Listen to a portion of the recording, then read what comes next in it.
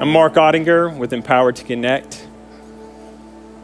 And as parents, we play a lot of different roles. One role we can find ourselves in often is that of advocate.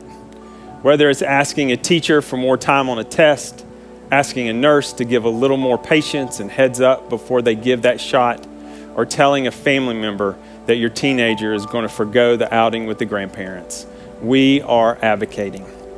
Advocating can include providing some background information about our kids' needs, asking other adults to provide different kinds of support, or informing others about our family's choices and boundaries. As a dad, speaking up on behalf of our kids and teenagers can be overwhelming and hard and difficult to navigate at times. So let's take a few minutes just to talk about some guidelines and principles about advocacy.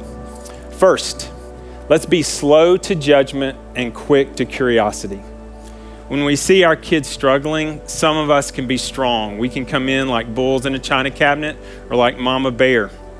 But if we can slow down and we can assess what is truly happening in the situation, we can get a true picture of what is happening. We recently needed some support for a child in school. And if I was able to go in and speak to school administration day one, I would have come in strong. But we didn't go in for 5 days. And here's what I learned over those 5 days. We need to be curious not only about what's going on with our child, but also what's happening in their environment and what's going on with the other people involved. And how do we do that? We ask questions. Be willing to think deeply about what may be causing stress or helping with it. Be a good listener. Open up lines of communication with your child and with other adults involved. Be observant by paying attention to what's going on beyond the surface. Look for patterns over time. It might even be a good idea to write down some of those in a journal.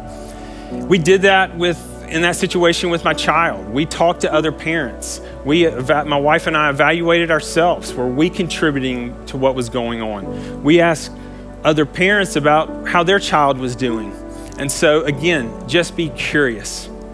We also need to be wise.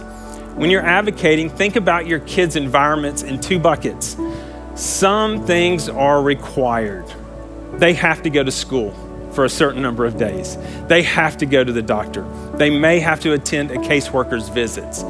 Other things, we as parents have a choice in. For example, we allow our teenager to join the choir or play soccer or go on a trip with some friends. We advocate for our kids in both buckets, but it's going to look different.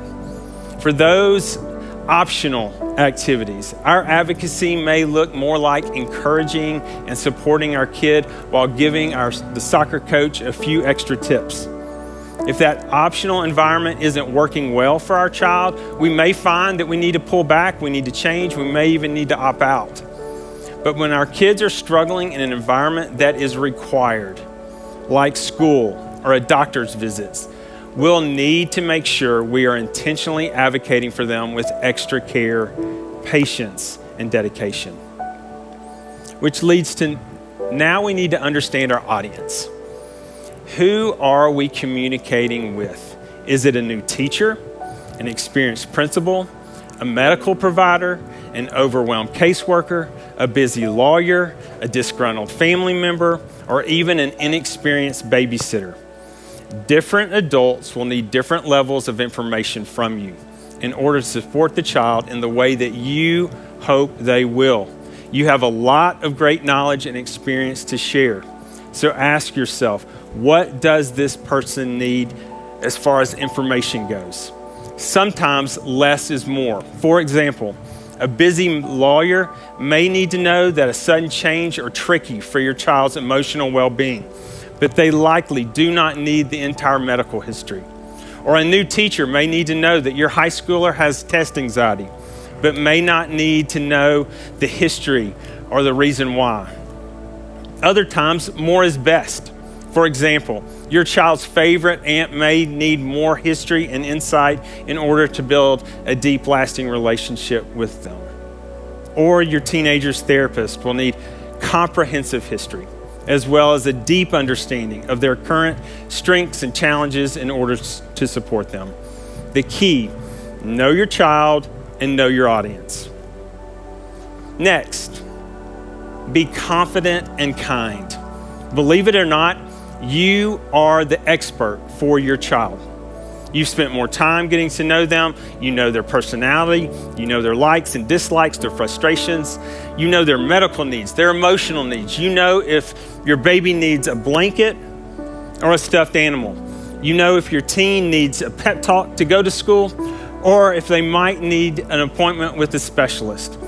You are the expert. I remember years ago, we had a child that spent months in the hospital, a great children's hospital.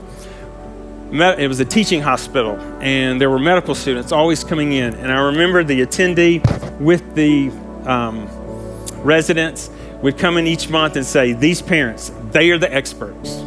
They know this child better than we do. Listen to them. So trust your gut. When you're speaking up on behalf of your child to others, be kind.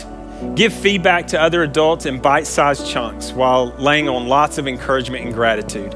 Kindness can go a long way when you're asking someone to be on your family's team. And that's what you're advocating for, people to be on your family's team. Which brings us to, lastly, be a partner. Find ways to come alongside other adults and collaborate with them about options to support your child. Learn about the barriers and constraints that other adults have. Then problem solve together, collaborate. Remember, flexibility is your friend. Advocacy, when done thoughtfully, can be a gift to you, your child, and your child's whole team.